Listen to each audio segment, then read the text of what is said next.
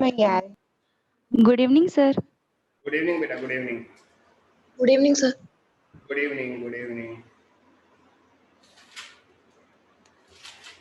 पहले डाउट भेजना शुरू करो आप। डाउट ले लेते हैं और फिर टाइम बचेगा तो पढ़ाएंगे और कोशिश करेंगे टाइम बचाने की।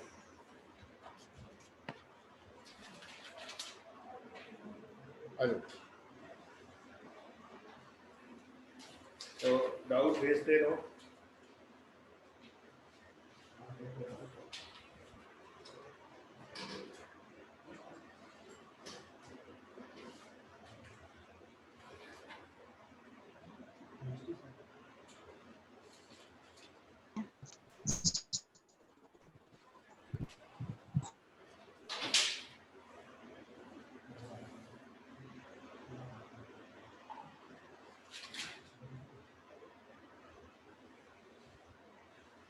हाँ तनु बेटा, आपका पहला डाउट ले रहा हूँ तनु।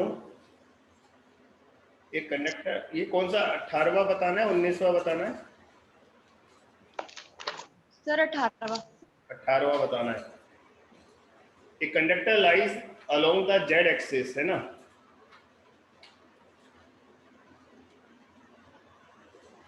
-1.5 से +1.5 तक है। अच्छा, एक डेफिनेट लेंथ है इसकी, 3 मीटर का हो गया, 1.5 मीटर नीचे, 1.5 मीटर ऊपर है।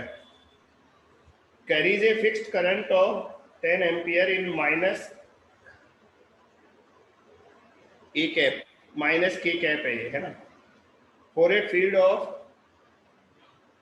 बेटा ये थोड़ा लेंथी प्रॉब्लम है, जेई की कैलकुलेटिव है, तो यहाँ पर तो आप बिल्कुल मेडिकल लेवल की कोई प्रॉब्लम ले लो, वरना बहुत टाइम लग जाएगा।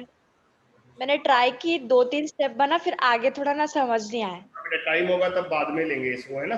अभी ये टाइम ले लेते। आपकी दूसरी प्रॉब्लम ले लेता हूँ मैं। कौन सा 30th? हाँ sir. A long straight wire is turned into a loop of radius 10 centimeter. Current of 8 ampere is passed through the loop. That the value of magnetic field at the center C of the loop. ये तो मैंने class में कराया है ना। ये देखो, इसने लूप ऐसा बना रखा है, ऐसा वाला। ये इधर गया, ये पूरा सर्कल में टर्न किया, फिर इधर चला गया, तो ऐसे जा रहा है। तो आप इसको तो इनफाइनाइट लॉन्ग स्ट्रेट वायर मान लो, है ना? तो एक पूरे सर्कुलर लूप का नेट मैग्नेटिक फील्ड निकाल लो। तो बेटा सर्कुलर लूप का आएगा μ0I/2r, है ना? सर्कुलर लूप का बाहर आएगा और वायर का अंदर आएगा, तो -μ0I/2πr। अब बेटा कैलकुलेट आप कर लेना, ये क्लास का इलस्ट्रेशन है, मेरी क्लास का, है ना? थैंक यू बेटा। इसके बाद अनुराग का प्रॉब्लम है 49। धारा I किसी लूप में से प्रवाहित हो रही है। धारा की दिशा और लूप की आकृति डायग्राम में दिखाई है, तो लूप के केंद्र पर चुंबकीय क्षेत्र μ0I/r का कितना गुना होगा? देखो बेटा, ये स्पेशल इस तरह का डायग्राम है, ये देखो, ये डायग्राम है ना? तो मैं इसे यहाँ बना देता हूँ। ये 3/4 सर्किल है, 3/4।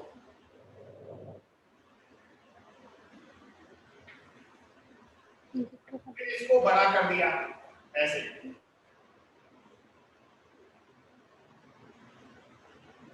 ये 1/4 सर्किल है। बच्चों इसमें करंट ऐसे जा रहा है, ऐसे गया, फिर यहां से इधर गया, फिर यहां से इधर आया, फिर यहां से गया। तो हमें यहां पर मैग्नेटिक फील्ड निकालना है। तो बच्चों हम जानते हैं, एक 3/4 सर्किल है, दूसरा 1/4 सर्किल है, तो 3/4 सर्किल का मैग्नेटिक फील्ड होगा μ0I/2r। ये पूरे सर्किल का होता है, इसका 3/4 ले लो, प्लस ये 1/4 है, तो 1/4 ले लो, μ0I/2 कैपिटल R। बेटा इस बड़े वाले का रेडियस कैपिटल आर मान लिया, छोटे वाले का रेडियस हमने स्मॉल आर मान लिया। ये बड़े वाले का 3/4 है, ये छोटे वाले का 1/4 है। अब म्यू नॉट, रुको बच्चों, छोटे वाले की रेडियस इसने कैपिटल आर लिखी है, ये कैपिटल आर दे रखी है और ये 2r दे रखा है, तो इसको मैं कैपिटल आर लिख देता हूं और इसको 2r, तो 2r into 2 कितना हो जाएगा 4r।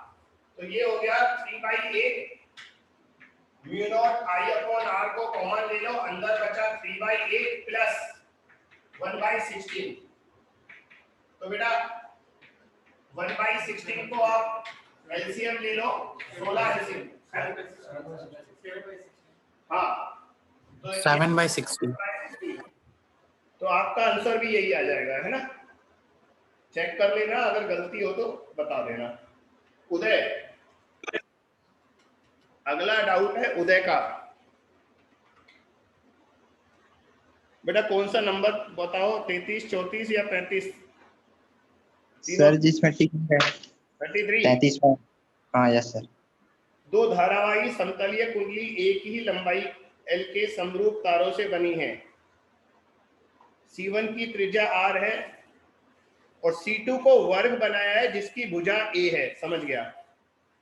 वे इस प्रकार से निर्मित की गई है कि उनके दोलन की आवृत्तियां समान होती हैं जब उन्हें एक समान चुंबकीय क्षेत्र में रखा जाता है। यदि दोनों में धारा I बहती है तो A और R के मध्य संबंध बताइए। बहुत लंबा क्वेश्चन है तो मैं शॉर्ट करके समझा दूं, अब बाकी लोग सुन ले क्या है। बच्चों हमारे पास L लेंथ का एक वायर है, उससे पहले एक सर्कल बनाया, उसमें I धारा I करंट फ्लो कराया और मैग्नेटिक फील्ड में उसको ऑसिलेशन कराया। तो उसका जो टाइम पीरियड है या फ्रीक्वेंसी है, दोनों की फ्रीक्वेंसी सेम है। अब बताओ फ्रीक्वेंसी का फार्मूला क्या होता है जब कोई लूप वाइब्रेट करता है या एसएचएम करता है, तो बता सकते हो?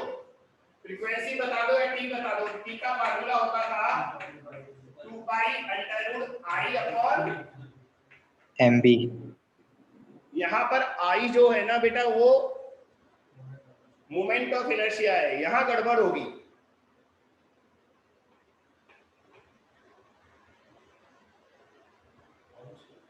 इंफॉर्मेशन इनकम्प्लीट है ना, दोनों की एक्सिस तो बताई नहीं, कौन सी एक्सिस के रेस्पेक्ट में ऑसिलेशन कर रहा है। ये सर्कुलर तरीके से करा सकता हूँ वैसे। Sir moment of inertia circle का लेंगे फिर लेंथ का लेंगे फिर किसका? मेरा बच्चा जब तक एक्सिस नहीं पता मोमेंट ऑफ इनर्शिया कैसे ले लेगा? सेंटर से पास होने पर प्लेन के परपेंडिकुलर भी हो सकता है या डायामीटर भी हो सकता है। और स्क्वायर कॉइल का जो है, स्क्वायर दूसरी कॉइल हम स्क्वायर बनाएंगे तो उसमें भी दो हो सकते हैं।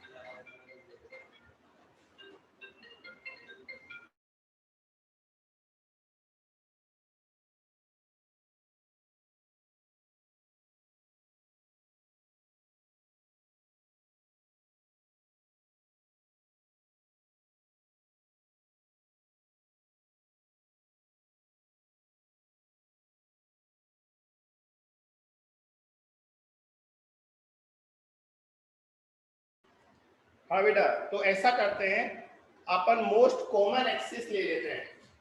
जैसे सर्कल वाले केस में मैं एक्सिस ये ले लेता हूँ और क्या करूँ, और कोई तरीका नहीं है। और अगर आंसर नहीं आया ना तो सारी मेहनत खराब हो जाएगी, क्योंकि क्वेश्चन में इंफॉर्मेशन इनकम्प्लीट नहीं है, इतना मैं बता दूं।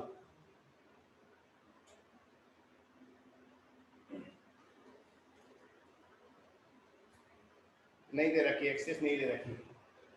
और स्क्वायर में हम ये वाला एक्सिस ले लेंगे, स्क्वायर में ये वाला एक्सिस ले लेंगे। और क्या करें, इसके अलावा हमारे पास कोई चारा नहीं है। तो बच्चों मैं फटाफट इस क्वेश्चन को सॉल्व कर दूं, आंसर नहीं आए तो समझ जाना क्वेश्चन अधूरा है। बेटा ये डायामीटर है, व्यास, और व्यास के सापेक्ष जड़त्व आघूर्ण जो होता है। अच्छा, दोनों की आवृत्तियां समान दे रखी है तो मतलब दोनों का टाइम पीरियड भी सेम होगा, और दोनों का टाइम पीरियड भी सेम है, इसका मतलब दोनों का I/m सेम होगा। तो मैं ऐसा करता हूं, I1/m1 को I2 अपॉन M2 के बराबर कर देता हूं, क्योंकि दोनों का I अपॉन M बराबर हुआ तो T भी सेम हो जाएगा और टाइम पीरियड सेम होगा तो फ्रीक्वेंसी भी सेम हो जाएगी। बच्चों अब बताओ सर्कुलर कॉइल का मोमेंट ऑफ इनर्शिया का फार्मूला क्या होता है? अगर ये आपने नहीं बताया तो मैं क्वेश्चन सॉल्व नहीं करूंगा बिल्कुल भी। रिंग का डायामीटर के रेस्पेक्ट में मोमेंट ऑफ इनर्शिया का फार्मूला बताइए। mr²/2। बच गए, सही है, हाफ mr²। और बच्चों रिंग का मैग्नेटिक मोमेंट क्या होगा? मैग्नेटिक मोमेंट होता है करंट इनटू एरिया। करंट दोनों में I है और इसका एरिया होगा πr²। समझ में आया?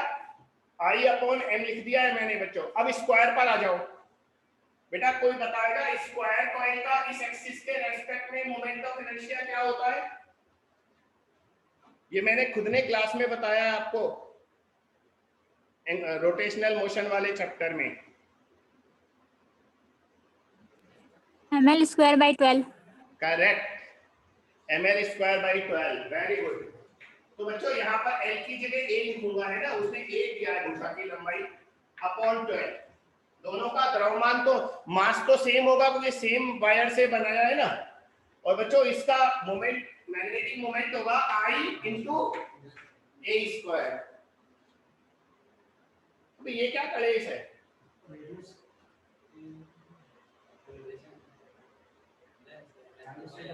नहीं, लेकिन लेंथ में रिलेशन तो मैं बताऊंगा ऐसे जब ये कट ही रहा है तो।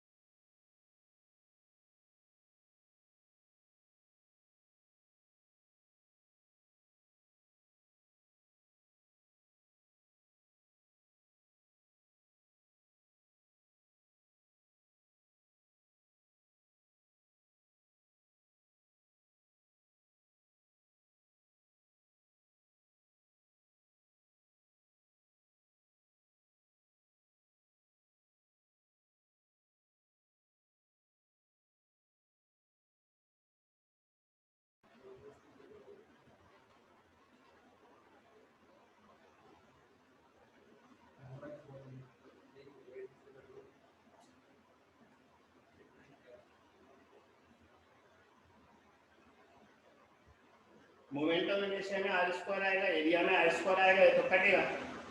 क्वेश्चन खराब है बेटा ये। क्वेश्चन बेकार है, छोड़ो, आगे चलो। आगे चलो, एक बार और सोच लेता हूँ। इसमें अब पक्का I में r² आएगा, नीचे r² आएगा, हमेशा कटेगा। उसमें a² आएगा, नीचे a² आएगा, हमेशा कटेगा। क्वेश्चन खराब है हैं? a और r में रिलेशन पूछा, जब कट गया तो मैं रिलेशन का निकालूं? जब a और r कट गया तो मैं रिलेशन किसका निकालूं? ये भी तो समझ में नहीं आ रहा। मेरा बच्चा लेंथ सेम हो या ना हो, ये देख। फिर वही वाली बात, कन्वर्ट तब करेगा जब a और r बचेगा। क्वेश्चन ही खराब है ये, कुछ और कहना चाह रहा है। चलो आगे चलते हैं बेटा। ये तनु का क्वेश्चन है अगला। तनु बेटा चलो बता देता हूं, बाकी बच्चे भी हैं। Two identical particles having same mass m and charge q और -q, ठीक है, separated by distance d enter uniform magnetic field b, enter in a uniform magnetic field B directed perpendicular to plane inward with speed v1 and v2. The particle will not collide if। हाँ, ये SC Verma का question है। वैसे यहाँ पर तो मुझे पता है एससी वर्मा नहीं लिखा हुआ, पर ये असली क्वेश्चन वहीं का है।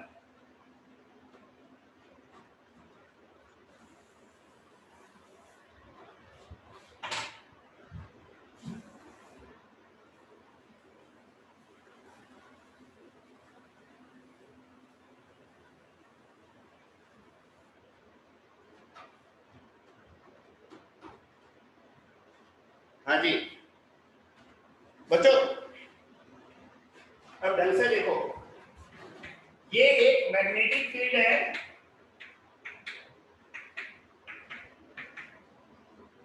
और ये दो चार्ज पार्टिकल है, एक प्लस क्यू है, इसको v1 वेलोसिटी से इधर फेंका, ये माइनस क्यू है, इसको भी v2 वेलोसिटी से इधर फेंका, एक को v1 से फेंका, दूसरे को v2 से फेंका। मैंने v1 v2 उल्टा लिख दिया पर उससे फर्क नहीं पड़ेगा। अब वो कह रहा है कि अगर ये दोनों आपस में टकराते नहीं है, पहली बात तो ये बताओ टक्कर करेंगे क्यों? अगर इतना समझ में आएगा तभी तो मेरा क्वेश्चन आगे समझोगे। टक्कर होने की गुंजाइश क्यों है ये बताओ। दरअसल नीचे वाला प्लस है, ऊपर वाला माइनस है ना, ये लो प्लस माइनस मैंने चेंज कर दिए। अब ये बताओ ये टकराएंगे क्यों? सर अपोजिट चार्ज ऐसे ही। अपोजिट चार्ज टकराते हैं, ये कौन सा कॉन्सेप्ट है, कौन सा लॉ है? तेज बोलो बेटा सोनम।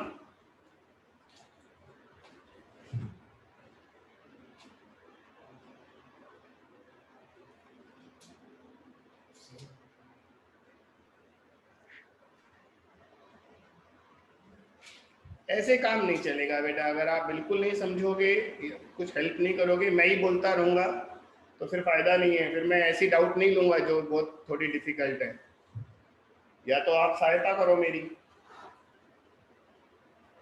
बोलो इनके टकराने की संभावना क्यों है, सोचो। सर अगर दोनों सेम रेडियस में वो करेंगे सर्कुलर मोशन तो नहीं टकराएंगे क्यों, लेकिन सेम रेडियस से टकराएंगे क्यों? वैसे आप काफी सही जगह पहुंच गए बेटा।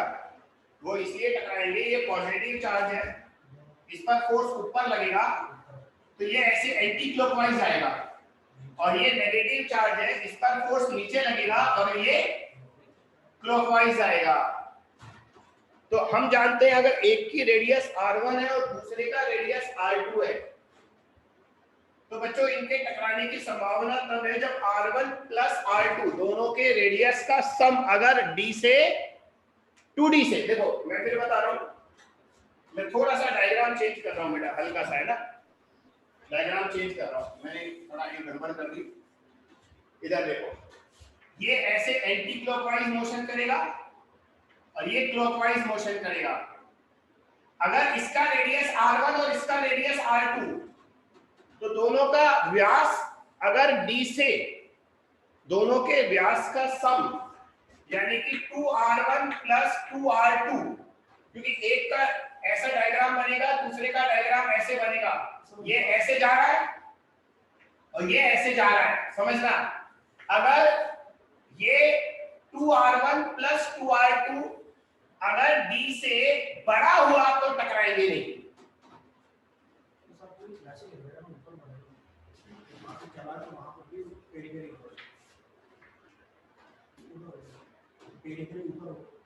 इस डायग्राम को मत देखो, इसको देखो, पहले वाले डायग्राम को मत देखो, उसमें तो मैंने टक्कर करवा दी। अगर टक्कर बचानी है तो इसका ये यहां जाकर ऐसे जाएगा, ये ऐसे जाएगा, तो इसका व्यास और इसका व्यास अगर दोनों के डायामीटर का सम अगर d से बड़ा है, उल्टा करके d इससे बड़ा होना चाहिए।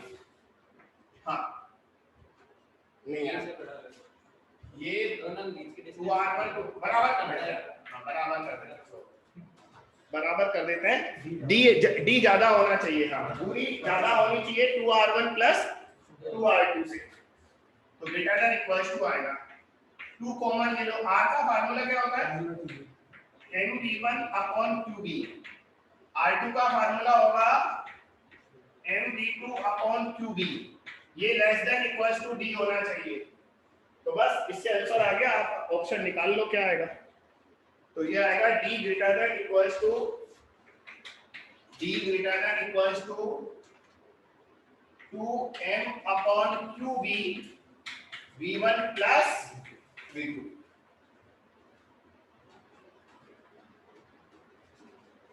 हाँ बेटा सी ऑप्शन आएगा, चेक करो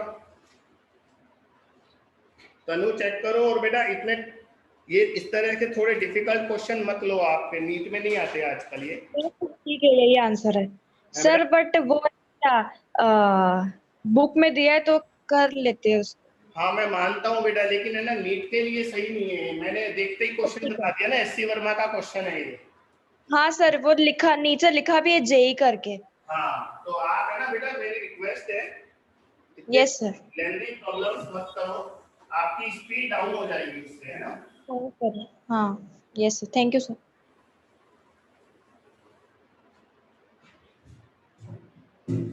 अभी लेता हूँ नेक्स्ट प्रॉब्लम।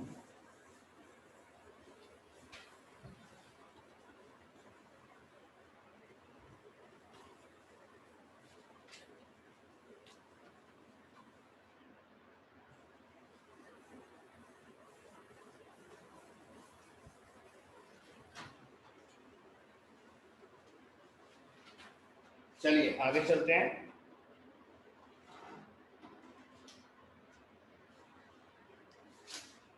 बेटा नाम भेजा करो।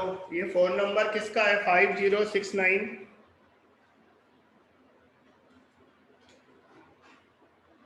इसका मालिक होगा तो ही बताऊंगा, नहीं बताऊंगा। 5069 फोन नंबर, लास्ट के 40। सर लावारिस फोन नंबर होगा। हाँ तो छोड़ोगे, नहीं बताएंगे। नेक्स्ट, रागिनी का डाउट है, नाम जरूर भेजना है बेटा। 50 ओम के एक धारामापी को श्रेणी क्रम में, बेटा ये इस चैप्टर का क्वेश्चन नहीं है, इसको बाद में कर लेंगे। ये गैल्वेनोमीटर का क्वेश्चन है, इस चैप्टर में हो सकता है दे दिया हो, लेकिन हमने इनको करंट इलेक्ट्रिसिटी में पढ़ा है, ठीक है। प्रतिमा, बेटा आपने 3 डाउट भेजे हैं, मैं एक एक करके ले लेता हूं, है ना। यदि एक दूसरे के लंबवत 2 ऊर्ध्वाधर समतल में प्रेक्षित नति कोण θ1 और θ2 है, तो वास्तविक नमन कोण यानी नति कोण का थीटा का मान कौन से समीकरण से प्राप्त होगा?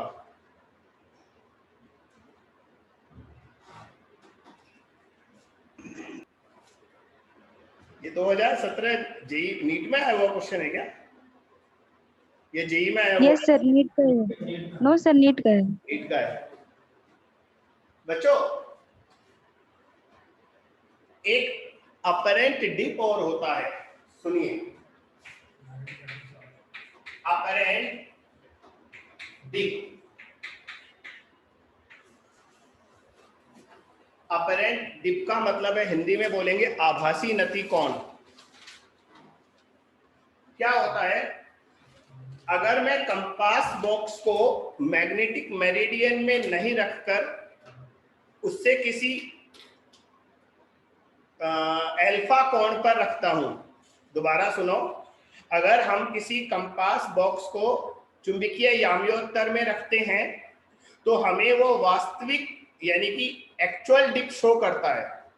लेकिन अगर हम उसको है ना क्या बोलते हैं, कंपास बॉक्स को थोड़ा घुमा दें, इस तरह से ऐसे घुमा दें, तो वो जो डिप एंगल शो करेगा कंपास बॉक्स, उसे हम आभासी नति कोण बोलते हैं। हिंदी इंग्लिश में बहुत गड़बड़ हो जाती है कभी कभी। अपरेंट डिप, तो बच्चों अपरेंट डिप का एक फार्मूला होता है, वो लिख लो, tan phi upon cos alpha.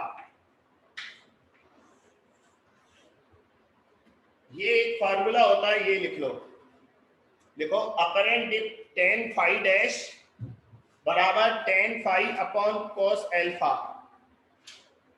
यहां पर तीनों चीजों का मतलब लिखो, क्या है, phi डैश है अपरेंट डिप एंगल,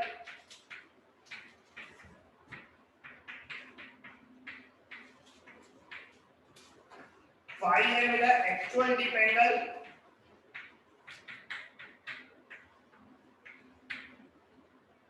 और अल्फा क्या है, कंपास बॉक्स का मैग्नेटिक मेरिडियन से एंगल। वो आप लिख लेना, इतनी लंबी लाइन मैं नहीं लिख रहा। कंपास बॉक्स यानी कि कंपास बॉक्स को हिंदी में क्या बोलते हैं? चुंबक मापी?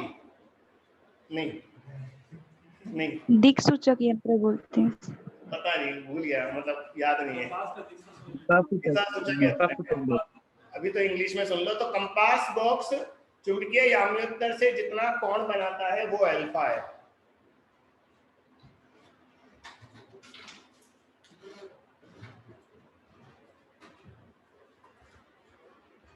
सर कंपास किससे एंगल बनाता है? चुंबकीय याम्योत्तर से, मैग्नेटिक मेरिडियन से। Angle between magnetic meridian and compass box वो अल्फा है। बच्चों अब क्वेश्चन करते हैं हम। हमारे क्वेश्चन में उसने कहा है कि दो लंबवत बच्चों क्वेश्चन इसमें हिंदी में लिखा है, मैं आपको इंग्लिश करके समझाता हूं। हमारे पास कंपास बॉक्स की दो पोजीशन है, दोनों परपेंडिकुलर हैं। दो परपेंडिकुलर पोजीशन में एक में अपरेंट डिप θ1 है और दूसरे में अपरेंट डिप θ2 है। यानी कि फाई डैश को एक बार θ1 दे रखा है, तो ये आएगा tan θ1, फाई डैश की जगह θ1 लिख रहा हूं, is equal to tan θ upon cos alpha.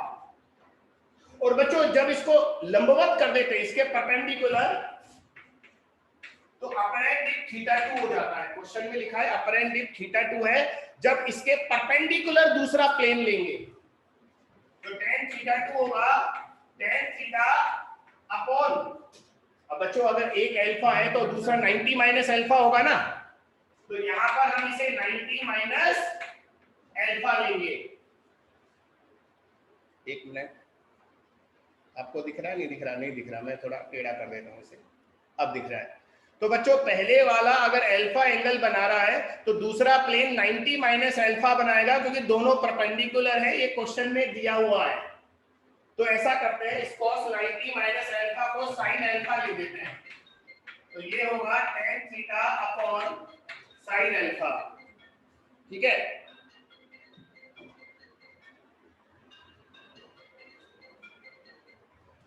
tan theta upon sin alpha. अब इसको सॉल्व कैसे करेंगे? देखो, cos अल्फा को इधर लिख दो, tan थीटा 1 को इधर लिख दो, तो cos अल्फा आएगा tan theta upon tan theta 1। यहां से sin अल्फा निकाल लो, sin अल्फा आएगा tan theta upon tan theta 2। और बेटा हम जानते हैं cos square alpha plus sin square alpha 1 होता है। आगे आप सॉल्व कर लेना, मैं नहीं कर रहा, है ना। आंसर आ जाएगा, तुरंत आंसर आ जाएगा। यहां पर लिख देता हूं एक line, cos square alpha plus sin square alpha 1, यानी कि tan theta upon tan theta 1 का square plus tan theta upon tan theta 2 का स्क्वायर इज इक्वल टू 1 आएगा। ठीक है, तो हमारा रिलेशन आ गया tan स्क्वायर थीटा, क्या आएगा बेटा? कोट में आएगा रिलेशन, tan में तो नहीं आएगा। हाँ कोट आएगा, कोट आएगा। अभी भी इसमें ट्रिग्नोमेट्री है, तुम शायद गड़बड़ कर दोगे मुझे लग रहा है।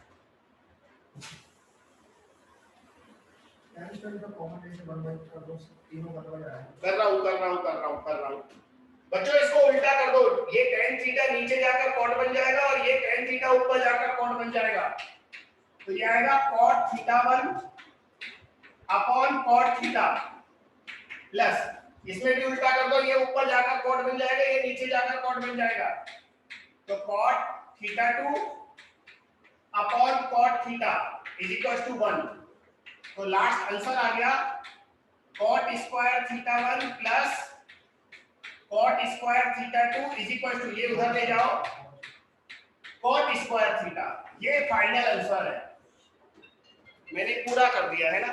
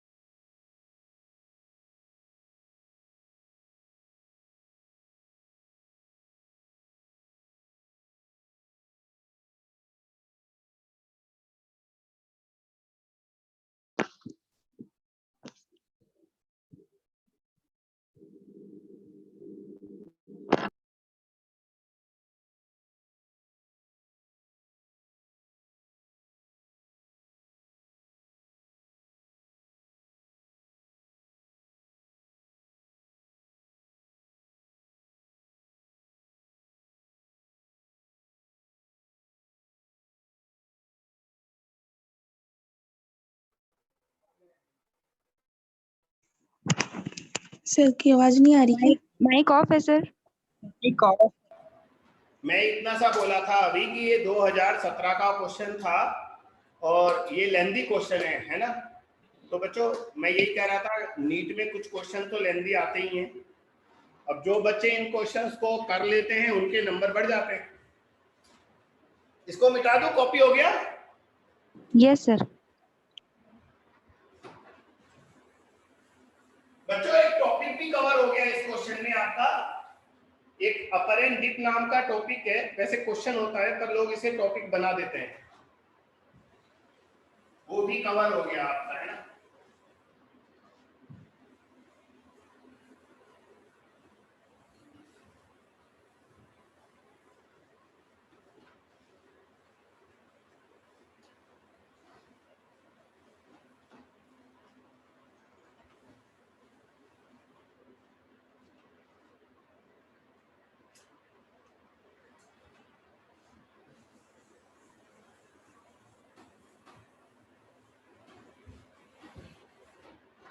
चलिए आगे बढ़ते हैं।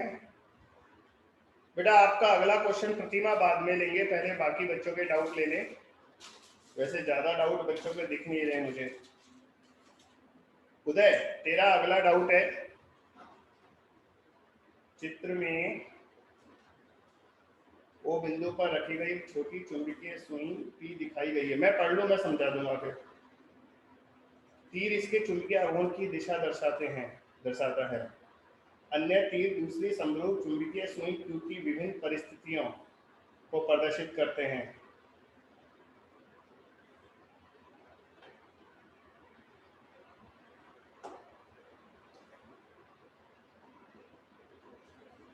बेटा इसके ऑप्शन नहीं है, कैसा क्वेश्चन है ये?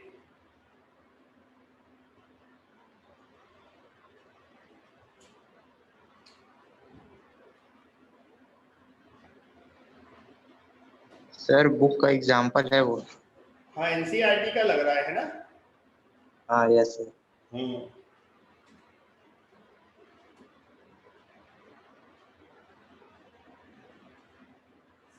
देखो मैं समझाता हूँ क्या कह रहा है ये। बच्चों एक सर्किल है हमारे पास, एक सर्किल, ऐसी सर्किल बनाया है और यहाँ पर एक चुंबकीय सुई रखी है P,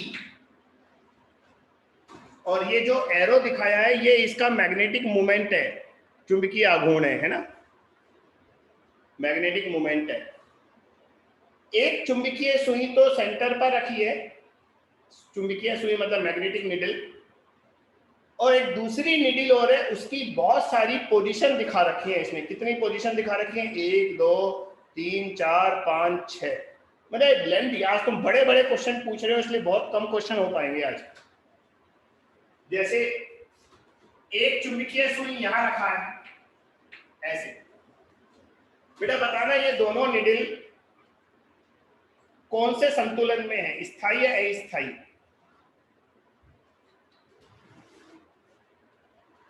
क्या ये, पहली बात बताओ, क्या ये इक्विलिब्रियम है? अगर एक चुंबकीय सुई ऐसे रख दूं, दूसरी चुंबकीय सुई को ऐसे रख दूं, अगर दो मैग्नेटिक निडल एक दूसरे के परपेंडिकुलर रखी है तो क्या ये इक्विलिब्रियम है? क्या ये संतुलन है? इक्विलिब्रियम है? No sir, I think so. नहीं है, नहीं है। दो चुंबकीय सुई जब एक दूसरे के परपेंडिकुलर लंबवत होती है तो वो संतुलन में नहीं रह सकती। संतुलन में तब रहेंगी जब या तो दोनों समांतर है या दोनों प्रति समांतर एंटी है ना।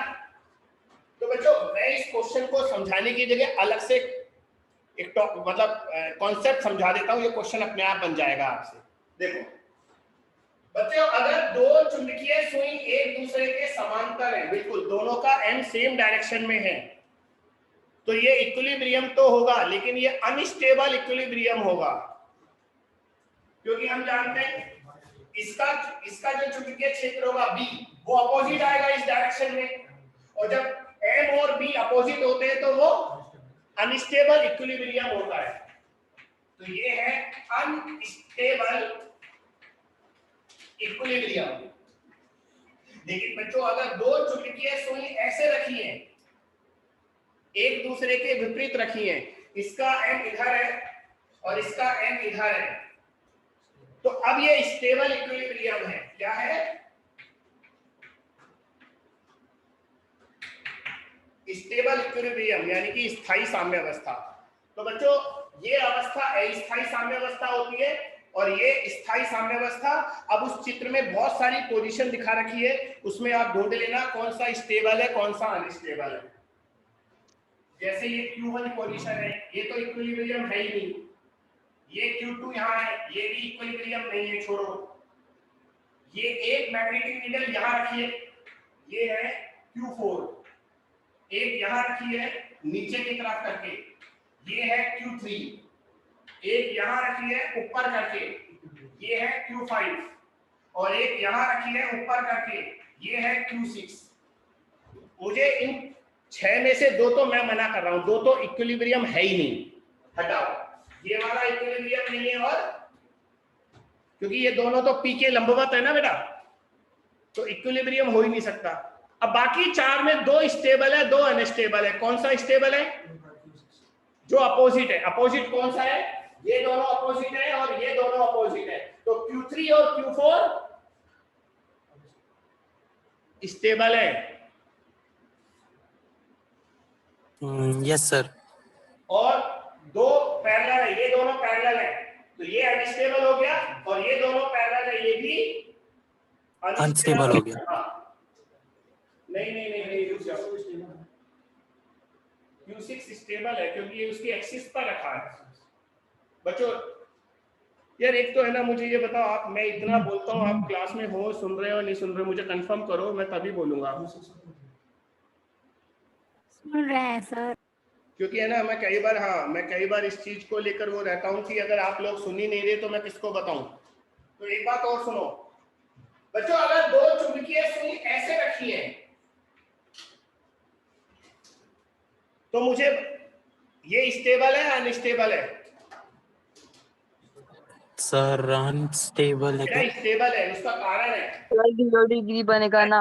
इसका मैग्नेटिक फील्ड जो आएगा वो इसी डायरेक्शन में आएगा। याद रखो, किसी मैग्नेट का, बार मैग्नेट का, उसकी एक्सिस पर जो मैग्नेटिक फील्ड होता था वो m की डायरेक्शन में होता था।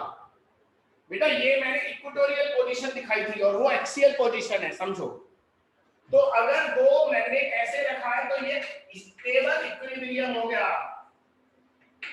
और अगर 2 मैग्नेट ऐसे रखे हैं ऐसे, तो ये अनस्टेबल इक्विलिब्रियम हो गया, क्योंकि ये दोनों एक्सियल पोजीशन है और ये दोनों इक्वेटोरियल। हाँ, इक्वेटोरियल पोजीशन में बी की डायरेक्शन चेंज हो जाती है, याद करो। तो उस हिसाब से इक्वेटोरियल पोजीशन में ये दोनों पैरेलल है, ये अनस्टेबल है, Q5 अनस्टेबल है। ये दोनों तो खत्म हो गए, ये दोनों अपोजिट है और इक्वेटोरियल पोजीशन है, तो ये स्टेबल हो गया। Q3 स्टेबल हो गया। ये एक्सियल पोजीशन है और अपोजिट है, एक्सियल पोजीशन में अपोजिट होने पर अनस्टेबल होता है, तो Q4 अनस्टेबल हो गया। और ये लास्ट, ये एक्सियल पोजीशन है और सेम डायरेक्शन में है, तो Q6 स्टेबल हो गया।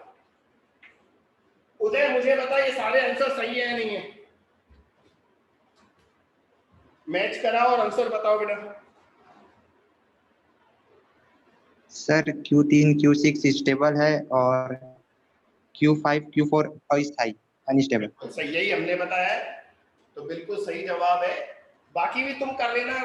जब है ना स्थायी साम्यावस्था होती है तो स्थितिज ऊर्जा न्यूनतम होती है और अस्थायी साम्यावस्था में स्थितिज ऊर्जा अधिकतम होती है। बस ये कॉपी करना है तो फटाफट कॉपी करो, मैं अगला क्वेश्चन देख रहा हूँ। बेटा अगला क्वेश्चन अंजलि का है। अच्छा, अंजलि वही लड़की है जिसने पहले नाम नहीं बोला था, हमारे बोलने पर भी अब इसने नाम लिखा है। ओके बेटा, 5 सेंटीमीटर 12 सेंटीमीटर कोइल है, नंबर ऑफ टर्न 600 है और मैग्नेटिक फील्ड में रखी है। The maximum magnetic torque acting when a current of 10 to the power -5 ampere is flowing. बेटा तो डायरेक्ट फार्मूला होता है ना टॉर्क का। किसी भी कॉइल पर मैक्सिमम टॉर्क कितना लगता है? mb, ये मैक्सिमम टॉर्क होता है। और n क्या होता है? n number of turns ia। बेटा सारी वैल्यू दी है, नंबर ऑफ टर्न 600 दिए हैं, करंट 10 टू द पावर -5 दिया है, एरिया निकाल लेना 5/12, 5 सेंटीमीटर इंटू 12 सेंटीमीटर का रेक्टेंगुलर कॉइल है, तो एरिया इन दोनों को मल्टीप्लाई करके निकाल लेना, और बी दे रखा है, सारी वैल्यू दे रखी है, पुट कर लेना। ठीक है, ये अभी भी नहीं बोल रही। सर मैं पुट की थी, नहीं आ रहा था। नहीं, यही यूज किया था क्या फार्मूला? यही फॉर्मूला यूज किया सर। सेंटीमीटर को मीटर में कन्वर्ट किया था। Yes sir. अब कर लेना, ठीक है, याद दिला दिया। सोनम बेटा पहले वाली प्रॉब्लम लूंगा, फिर बाद वाली। अभी आपने एक और भेजी है, 17 बताना है आपका है। 60 एम्पियर इंटू मीटर स्क्वायर की कंपास सुई को किसी स्थान पर भौगोलिक यामितर की ओर रखने पर इसके ऊपर इतने न्यूटन मीटर का बलागुण लगता है। इस स्थान पर चुंबकीय क्षेत्र के पृथ्वी के क्षेत्र का क्षैतिज घटक 440 माइक्रोवेबर पर मीटर स्क्वायर है, तो इस स्थान पर दिक्पात का कोण कितना होगा? Good question. हाँ अच्छा क्वेश्चन है, मैंने पहली बार लिखा है।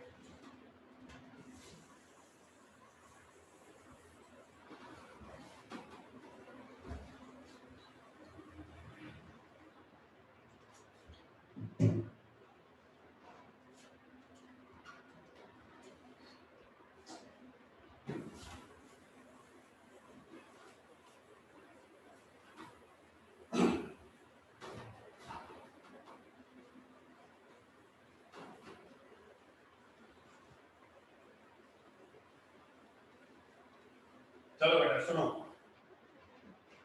क्वेश्चन में आपको एक्सप्लेन कर रहा हूं। ये कह रहा है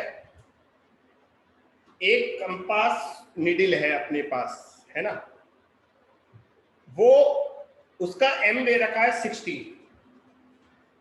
अपनी सुई का m दे रखा है 60 एम्पियर इंटू मीटर स्क्वायर। हाँ, और भौगोलिक याम्योत्तर के साथ इसको ज्योग्राफिक मेरिडियन में जब रखा तो टॉर्क दे रखा है, तो टॉर्क दे रखा है इसने 1.2 इंटू 10 टू द पावर -3। बेटा एक बात बताओ, अगर मैं निडल को ज्योग्राफिक मेरिडियन में रखूंगा तो टॉर्क क्यों लगेगा? कोई बता सकता है?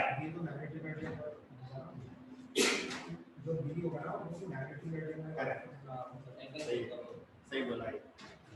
कोई बता सकता है अगर मैं कंपास निडल को ज्योग्राफिक मेरिडियन में रखूंगा तो उस पर टॉर्क क्यों लगेगा?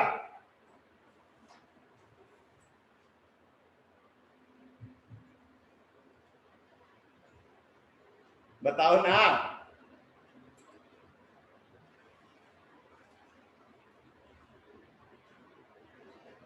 एक कंपास निडल ज्योग्राफिक मेरिडियन में रखी है, उस पर टॉर्क क्यों लगेगा? बताओ।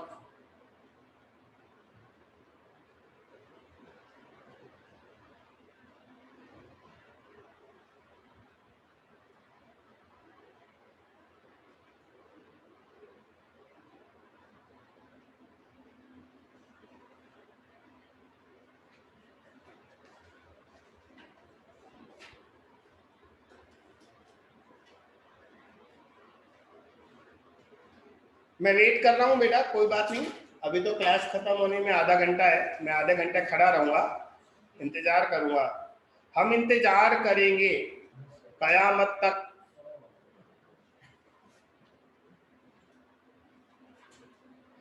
तुम लोग क्लास में फालतू की चैटिंग कर लिया करो, सारा ध्यान वही है, पढ़ाई में ध्यान नहीं है। मत रखो पढ़ाई में ध्यान, कोई बात नहीं।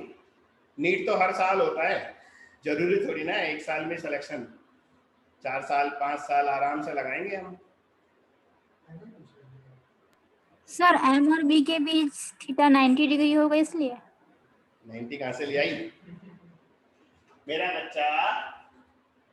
जैसे ये ज्योग्राफिक मेरिडियन होता है और दूसरा मैग्नेटिक मेरिडियन होता है।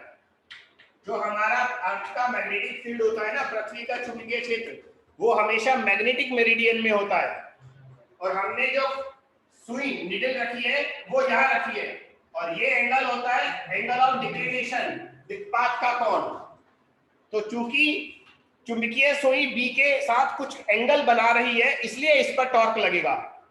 सब लोग चैटिंग करो आराम से, पढ़ाई लिखाई होती रहेगी, क्या जल्दी है, टाइम वेस्ट कर लो, है ना। तो इस पर जो टॉर्क लगेगा उसका फार्मूला होता है एम बी साइन थीटा, और बी आएगा अपना बी एच। टॉर्क की वैल्यू यहां से पुट कर दो, एम यहां से पुट कर दो। क्वेश्चन में बी एच इसने दिया हुआ है, कितना है, 40 micro weber per metre square. तो बी एच यहां पुट कर दो, टॉर्क यहां पुट कर दो, बी यहां पुट, एम यहां पुट कर दो, थीटा निकाल लेना, आंसर आ जाएगा, बस खत्म। कैलकुलेशन मैं नहीं करके दे रहा, कैलकुलेशन आप कर लेना, ठीक है बेटा। सोनम तुम्हारा क्वेश्चन अभी मैं अगला वापस ले लूंगा बेटा, है ना। Okay sir. साक्षी, साक्षी का क्या क्वेश्चन है, बार मैग्नेट है जिसकी लेंथ एल है और उसका डायपोल मोमेंट m है, उसको एक आर्क की फॉर्म में टर्न कर दिया 60 डिग्री में, तो न्यू मैग्नेटिक मोमेंट कितना होगा। मैंने सेमी सर्कल का क्वेश्चन तो क्लास में कराया ही था, ये उसी का भाई है, सगा भाई, रियल ब्रदर है, दोनों का सरनेम सेम है। तो बच्चों मैंने क्लास में क्वेश्चन कराया था कि हमारे पास एक सीधा छड़ चुंबक है, उसको अर्धवृत्त में अगर मैं मोड़ दूं सेमी सर्कल में, तो उसका नया मैग्नेटिक मोमेंट कितना होगा। चुंबकीय तार वाला क्वेश्चन याद करो, चुंबकीय तार वाला। बच्चों यहां पर इसने सेमी सर्कल में नहीं मोड़ा, 60 डिग्री में मोड़ा, ऐसे, ये 60 डिग्री है, ये एंगल 60 है। तो हम जानते हैं पहले जब ये सीधा था तो मैग्नेटिक मोमेंट आएगा pole strength into length, pole strength into length, ध्रुव सामर्थ्य इनटू चुंबक की लंबाई। लेकिन अब दोनों ध्रुवों के बीच की दूरी बदल गई। अगर ये रेडियस r है और ये एंगल थीटा है, तो बताओ ये लंबाई, ये दूरी कितनी आएगी। अब नॉर्थ और साउथ पोल के बीच की दूरी कितनी आएगी बताओ।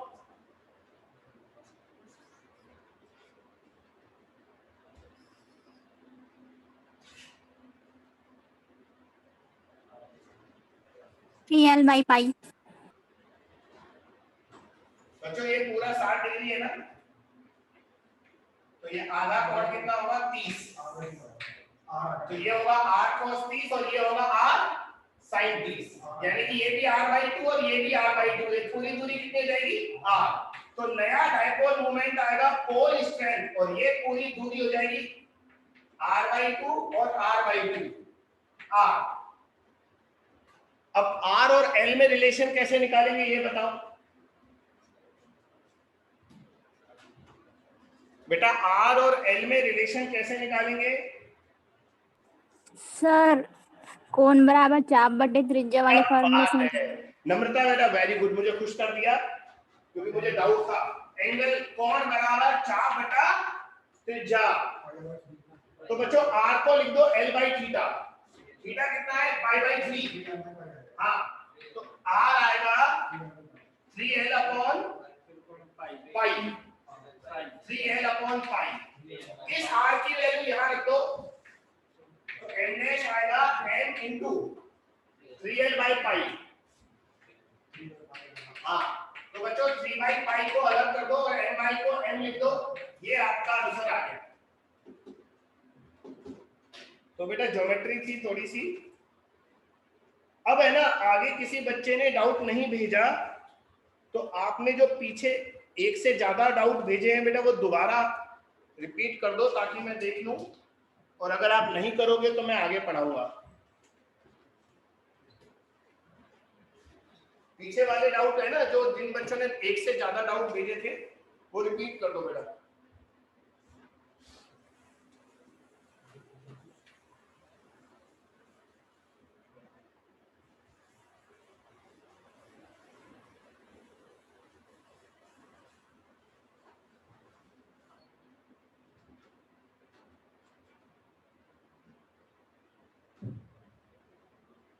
हाँ सोनम का ये वाला डाउट है, क्वेश्चन नंबर 45। दो टेंजेंट गैल्वेनोमीटर है ए और बी, उनकी रेडियस दे रखी है 8 सेंटीमीटर और 16 सेंटीमीटर, प्रत्येक का प्रतिरोध दे रखा है 8 ओम, 4 वोल्ट के सेल से समांतर में जोड़ा जाता है। ये क्या क्वेश्चन है, करंट इलेक्ट्रिसिटी का क्वेश्चन लग रहा है। सेल का आंतरिक प्रतिरोध नगण्य है। स्पर्शजा धारामापी ए और बी में उत्पन्न विक्षेप 30 डिग्री और 60 डिग्री है। यदि ए में 2 चक्कर हो तो बी में कितने चक्कर होंगे? पहले मुझे बताओ, स्पर्शजा धारामापी जानते हो क्या होती है? बेटा एक सिंपल सर्कुलर कॉइल होती है, वृत्तीय कुंडली होती है, उसे स्पर्शजा धारामापी इसलिए बोलते हैं क्योंकि उसके फार्मूले में है ना टेन थीटा आता है। क्या आता है? Tan theta. टेन थीटा को हिंदी में जानते हो क्या बोलते हैं? जया। टेंजेंट स्पर्शजा, इसलिए इसको स्पर्शजा धारामापी बोलते हैं। तो एक काम करो, छोटा सा हेडिंग टॉपिक लिख लो, स्पर्शजा धारामापी टेंजेंट गैल्वेनोमीटर, पढ़ा देता हूं। ये छोटा सा टॉपिक है, टेंजेंट गैल्वेनोमीटर।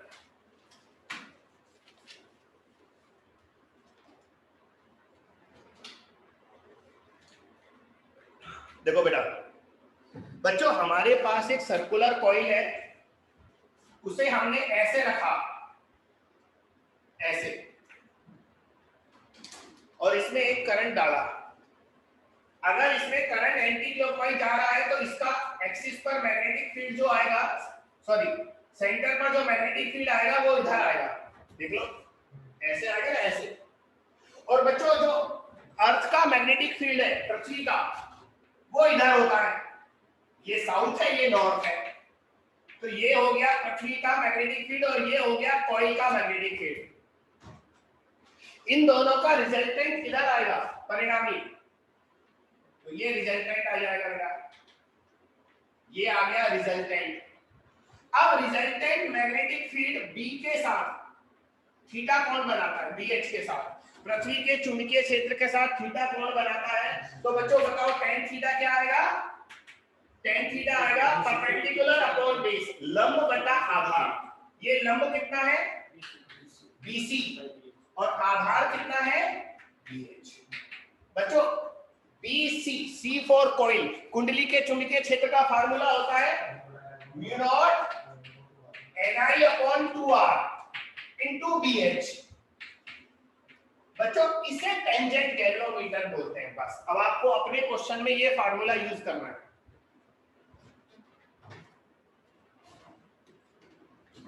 मैंने जो टेंजेंट गैल्वेनोमीटर टॉपिक लिखाया है बस उसमें आपको इतना सा लिखना है और कुछ नहीं लिखना। ये क्वेश्चन अलग से करेंगे हम, ये क्वेश्चन हम अलग से करेंगे बेटा, है।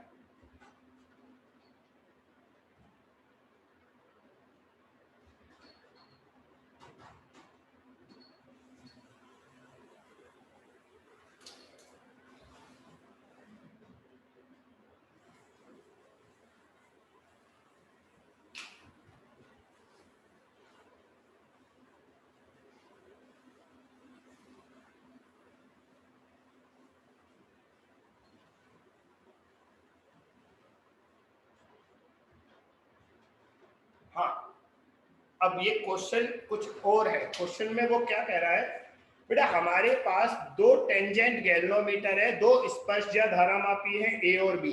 ए का रेडियस 8 सेंटीमीटर है, मैं लिखता जाता हूं। ए का रेडियस है 8 सेंटीमीटर, बी का रेडियस है 12 सेंटीमीटर, 16। दोनों का रेसिस्टेंस प्रतिरोध दे रखा है। प्रतिरोध क्यों दे रखा है मैं बताता हूं। 4 वोल्ट के सेल से इन्हें समांतर क्रम में जोड़ा है। बेटा अगर दो कॉइल को जिनका रेसिस्टेंस सेम है समांतर क्रम में किसी पैरेलल में किसी बैटरी से कनेक्ट कर दूं तो दोनों में करंट भी तो सेम जाएगा, क्योंकि पैरेलल में वोल्टेज भी सेम होता है, रेसिस्टेंस भी दोनों का सेम दिया है क्वेश्चन में, तो दोनों में करंट भी सेम जाएगा। यानी कि पहली कॉइल में और दूसरी कॉइल में दोनों में करंट सेम है। एक बार फिर से सुन लो, हमने दोनों कॉइल को पैरेलल में जोड़ा और दोनों का रेसिस्टेंस सेम है। बेटा पैरेलल में वोल्टेज भी सेम होता है, रेसिस्टेंस भी सेम है, तो दोनों में करंट भी सेम जाएगा। अब वो कह रहा है अगर पहले वाला धारामापी का विक्षेप 30 डिग्री है, ये वाला थीटा, थीटा 1 30 डिग्री दे रखा है और दूसरे का थीटा 60 दे रखा है क्वेश्चन में, तो ए और बी में चक्करों की संख्या बतानी है। अब हमें पहली कॉइल में चक्कर दे रखे हैं 2 और दूसरी कॉइल में चक्कर पूछे हैं, तो बेटा ये सारी वैल्यू यहां रख दो, आंसर आ जाएगा। पहले थीटा को 30 रख दो, दूसरी बार 60 रख देना, पहली बार आई तो दोनों में सेम है, कट जाएगा, दोनों का रेडियस रख दो, बीएच दोनों में कट जाएगा, म्यू नॉट कट जाएगा, आंसर आ जाएगा, सॉल्व कर लेना।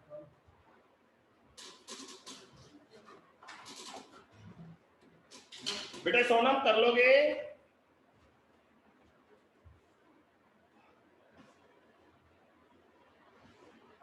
सोनम कहाँ गई? Yes sir. बेटा ये सारी वैल्यू बस इसमें पुट करनी ओ है सर। दोनों को सॉल्व करना है बस। Priyanka, okay sir. प्रियंका का आज पहला डाउट लगता है 39।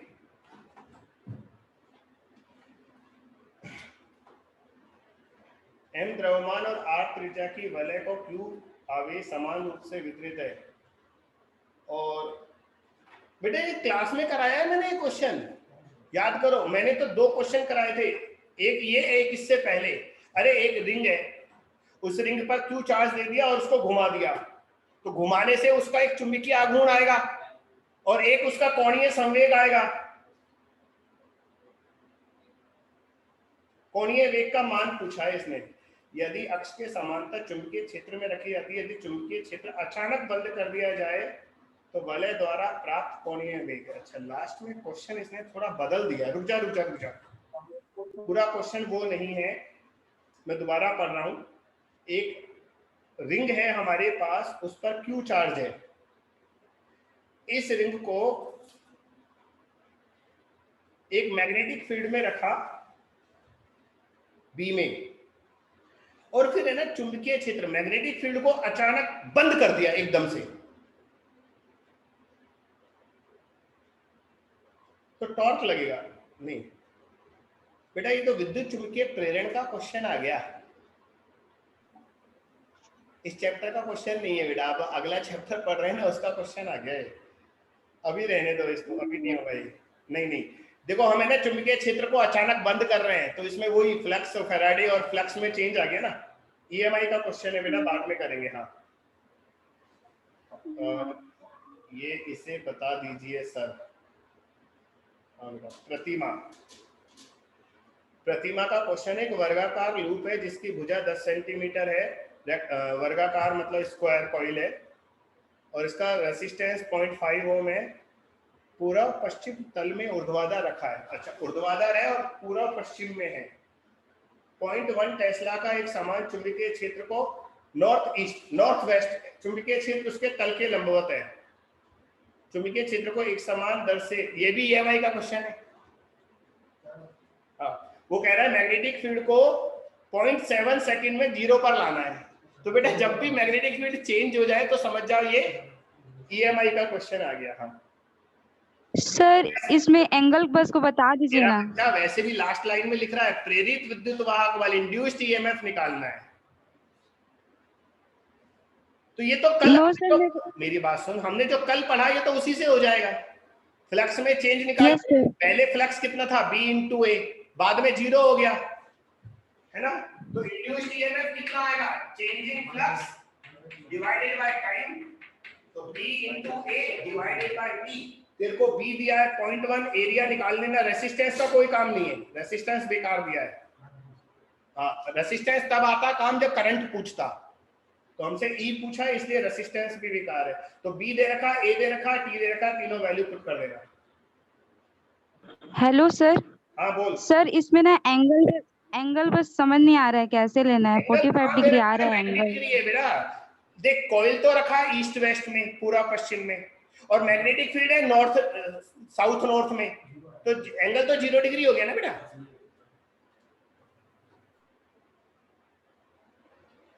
एंगल 0 डिग्री हो गया। ये साक्षी का क्वेश्चन है।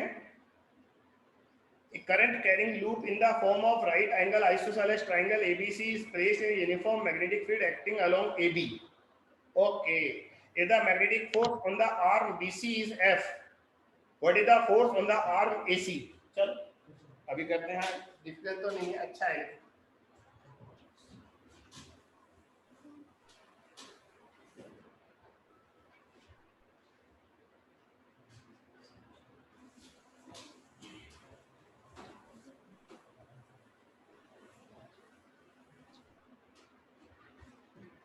बच्चों हमें एक राइट एंगल आइसोसेलेस ट्रायंगल दे रखा है ऐसा।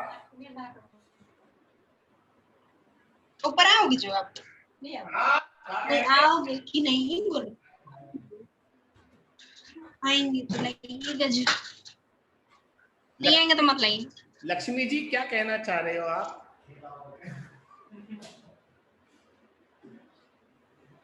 ये माइक ऑफ करना भूल जाते हैं। बेटा एबीसी हमारे पास एक कॉइल है और जो मैग्नेटिक फील्ड है ना बेटा वो एबी के पैरेलल है, यानी कि मैग्नेटिक फील्ड इस डायरेक्शन में हो गया ऐसे। अब वो कह रहा है अगर बीसी पर फोर्स एफ है तो एसी पर फोर्स कितना होगा, बस ये बताना है। बच्चों ये एंगल तो 45 होगा ना, तो बीसी की लेंथ अगर एल मान लूं, सुनो, तो ये वाली लेंथ होगी √2l, तो बीसी पर फोर्स उसने एफ दिया है तो एफ आएगा BIL, करंट आई मान लो BIL, ये फोर्स है बीसी पर। हम सही तरह से बोलियो बच्चों, बीसी पर फोर्स आएगा BIL, करंट आई मान लो और मैग्नेटिक फील्ड बी मान लो। ये है बीसी पर फोर्स, और ये क्वेश्चन में एफ दिया है और एसी पर पूछा है।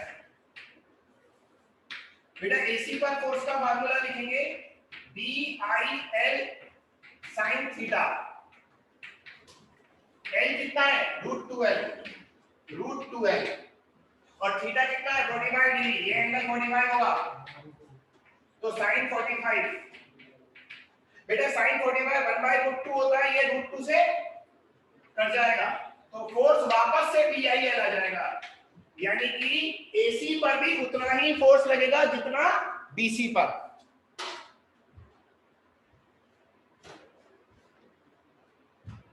तो बीसी और एसी पर बराबर फोर्स लगेंगे, इसलिए आंसर सेम आएगा एफ।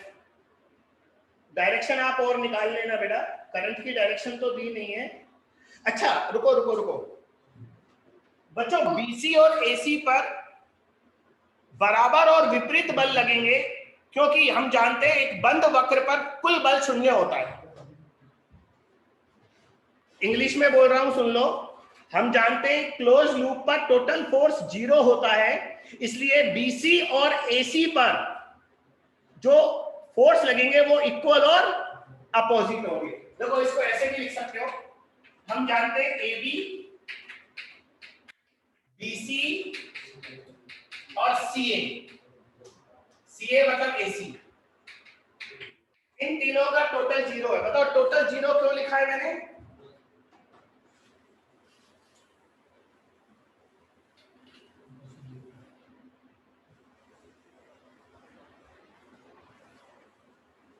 जवाब नहीं देते ना, बस मुझे यहाँ थोड़ा दुख होता है, मैं इसको बढ़ा रहा हूं।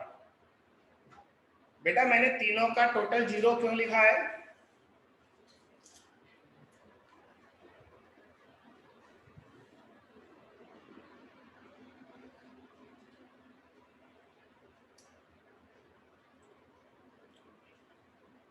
बेटा मैंने तीनों का टोटल 0 क्यों लिखा है?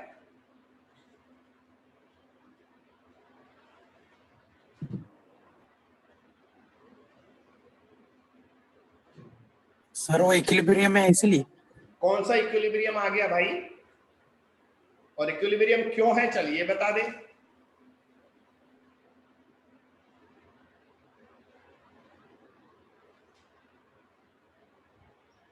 सर जब हम लोग किसी क्लोज लूप को एक समान चुंबकीय क्षेत्र में रखते हैं तो उसमें लगने वाला टोटल फोर्स जीरो 0 होता है। ये लड़की सही बोली। जब एक क्लोज लूप को हम मैग्नेटिक फील्ड में रखते हैं तो उस पर टोटल फोर्स 0 होता है। ये मैंने लिखवाया है आपको बहुत ढंग से, क्योंकि ये बंद वक्र है इसलिए इस पर कुल बल 0 होगा। अब बच्चों जो AB साइड है वो तो मैग्नेटिक फील्ड के पैरेलल है।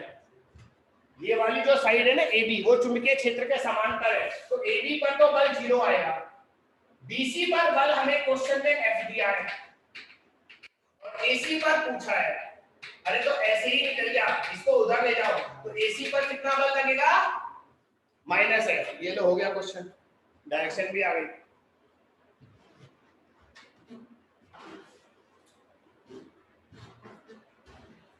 ये प्रियंका का क्वेश्चन है 37 नंबर और ये लास्ट क्वेश्चन है, बस इसके बाद नहीं करेंगे हम, टाइम भी हो जाएगा।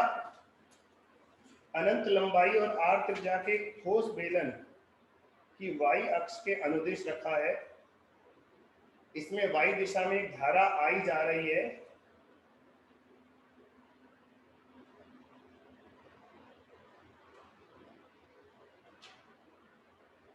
तो r/2 y r/2 पर चुंबकीय क्षेत्र कितना होगा?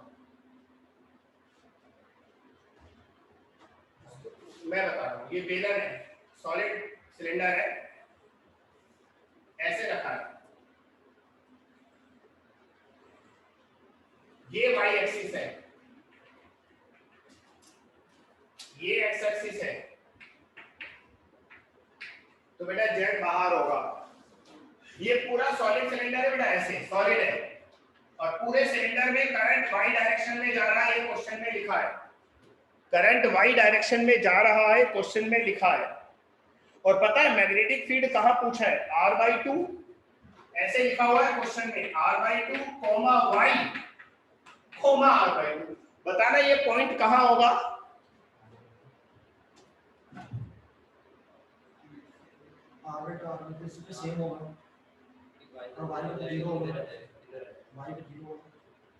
अरे 3 पॉइंट नहीं है, एक ही पॉइंट है, उस तक पहुंच पहले। भाई 0 नहीं है। दरअसल तुम लोगों के लिए थोड़ा सा ये डिफिकल्ट क्वेश्चन है, क्योंकि इसका मुझे नहीं, यहाँ से तुम्हें दिखाई नहीं देगा, इस डायग्राम से दिखाई नहीं देगा, इसको ऊपर से देखोगे तब मैग्नेटिक फील्ड की डायरेक्शन दिखाई देगी। सिर्फ उसने मैग्नेटिक फील्ड की वैल्यू पूछी है, तो मैग्नीट्यूड तो मैं निकाल दूंगा, लेकिन डायरेक्शन निकालना इतना आसान नहीं है। क्योंकि r/2, y, r/2 पता है कहाँ है? r/2 तो इधर आएंगे, फिर ऊपर y जाएंगे, फिर r/2 बाहर आएंगे। अब ये पॉइंट हवा में है, अब हवा में तुम कैसे देखोगे बताओ? तो ये पॉइंट बाहर है, बोर्ड के बाहर, और मैग्नेटिक फील्ड ऐसे घूमेगा, ऐसे घूमेगा। हम जानते हैं जो बेलन के अंदर, सिलेंडर के अंदर जो चुंबकीय बल रेखाएं हैं वो ऐसे सर्कुलर होती हैं बेटा। उसमें वेक्टर फॉर्म में दिया है चारों ऑप्शन, आसान क्वेश्चन नहीं है। मुझे इसका ओरिएंटेशन चेंज करना पड़ेगा, मैं आपको इसे ऊपर से दिखा रहा हूं। बच्चों अगर आप इसे ऊपर से देखोगे, यहां से, ये आपकी आंखें हैं, तो पता है आपको ये बेलन कैसा दिखाई देगा? ये बेलन आपको ऐसा दिखाई देगा, ऐसा। इसमें ये एक्स एक्सिस आपको दिखाई देगी, आपको जेड बाहर दिखाई दे रहा था ना, वो आपको नीचे दिखाई देगा, और वाई आपको बाहर दिखाई देगा।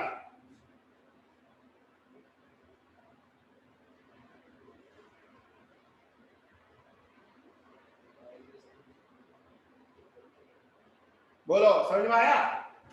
इसमें y बाहर है, ये x है और ये z है, और हमारा क्योंकि करंट बाहर आ रहा है, करंट बाहर आ रहा है तो ये मैग्नेटिक लाइंस होगी।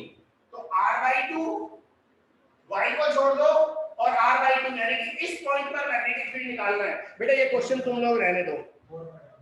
अरे डायरेक्शन एक्चुअली है ना इसमें, अब देखो इस पॉइंट पर जो मैग्नेटिक फील्ड आएगा वो ये आएगा, ये मैग्नेटिक फील्ड आएगा ये। तो इस पॉइंट पर मैग्नेटिक फील्ड की डायरेक्शन क्या होगी? इधर, टेंजेंट।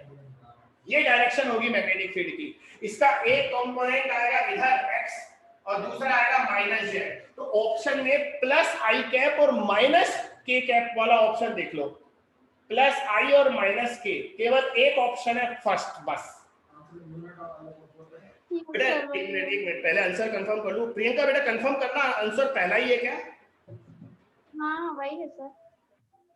कंफर्म तो कर, ऐसे डाउट में कॉन्फिडेंटली बोल ये आंसर पहला है या नहीं है। है ना सर, पहला ही है। तो इतने धीरे क्यों बोल रही है? आवाज ही नहीं आ रही मेरे तक, चिल्ला कर बोल। हाँ सर पहला ही है। यस सर पहला है।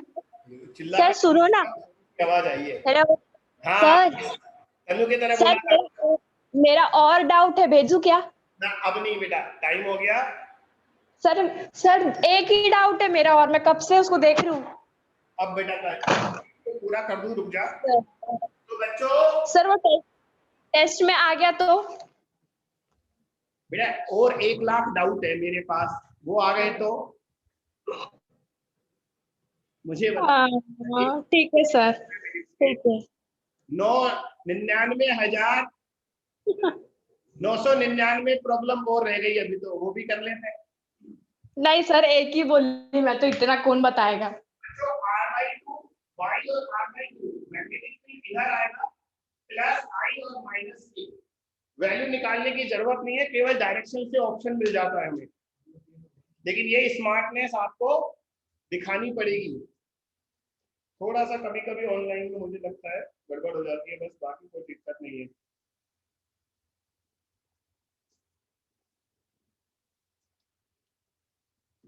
बच्चों कल टेस्ट 2 आप इसी टॉपिक का है, काफी क्वेश्चन किए आज हमने, और परसों हम वापस अपना EMI का टॉपिक कंटिन्यू करेंगे। और मैं सिर्फ 1 मिनट के लिए मैं बात करूंगा जो कल हुआ। देखो बेटा आप लोगों ने पर्सनल चैट करना शुरू कर दिया था, कुछ गर्ल्स की शिकायत थी, उस वजह से मुझे चैट सेटिंग चेंज करनी पड़ी। कल मैं क्लास में वैसे ही देख रहा था तो किसी बच्चे ने मेरा नाम बदलकर नाम रख लिया और RM सर के नाम से वो कुछ कह रहा था। ये चीजें पसंद नहीं है और ना ही टॉलरेबल है, मैं पहले बता दूं, ये चीज टॉलरेबल नहीं है। आप अपने नाम बदलकर कुछ भी रख लें, जैसे रखा हुआ है आप लोगों ने, हम मजाक भी कर लेते हैं, लेकिन आपको टीचर का नाम नहीं रखना किसी भी हालत में, ठीक है? पकड़ में आ गया, उस बच्चे को ब्लॉक कर देंगे, क्लास से बाहर निकाल देंगे हम। और या हमें फिर से चैट सेटिंग, मैं चैट सेटिंग में चेंज करके अगर केवल होस्ट कर दूं तो पता है आपको क्या दिक्कत आएगी? बताओ बताओ क्या दिक्कत आएगी आपको?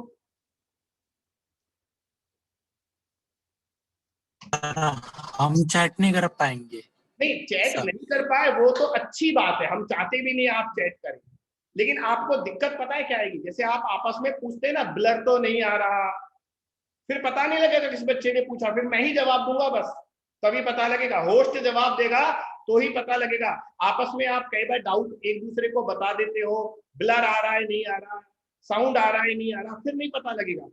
वो चीज मैं नहीं चाहता सख्ती करूं, स्ट्रिक्ट हूं। तो बेटा चैट काम की चैट करो, क्लास में फालतू की बकवास बिल्कुल नहीं, बिल्कुल भी नहीं। मैं क्लियर बता दूं, जैसे मेरी क्लास में देखो आपका चैट बॉक्स कितना खाली पड़ा रहता है, बस गुड इवनिंग गुड मॉर्निंग के अलावा कुछ नहीं है, क्योंकि मैं करने नहीं देता आपको। तो हम आप ये चाहते हो कि बाकी टीचर भी सख्त हो जाए, तो बेटा देखो समझो मैं थोड़ा ज्यादा डिसिप्लिन इस मामले में हूँ, हो सकता है बाकी कुछ लोग कम डिसिप्लिन हो या वो आपको इस तरफ टोकना नहीं चाहते हो, ऐसा मान लो। तो आप खुद समझदार हो, खुद समझदार बनो। क्लास में सिर्फ पढ़ाई की बातें, बाकी बातें करने के लिए आपके पास बहुत सारे व्हाट्सएप ग्रुप है, उन पर खूब करो, हमें कोई मतलब नहीं। लेकिन क्लास का चैट बॉक्स एकदम साफ सुथरा रहना चाहिए, जिस पर पढ़ाई की बातें खूब करो, हमें कोई एतराज नहीं है, लेकिन नो पर्सनल चैट और अदर थिंग्स। ओके बच्चा, चलो ऑल द बेस्ट, मंडे को मिलते हैं।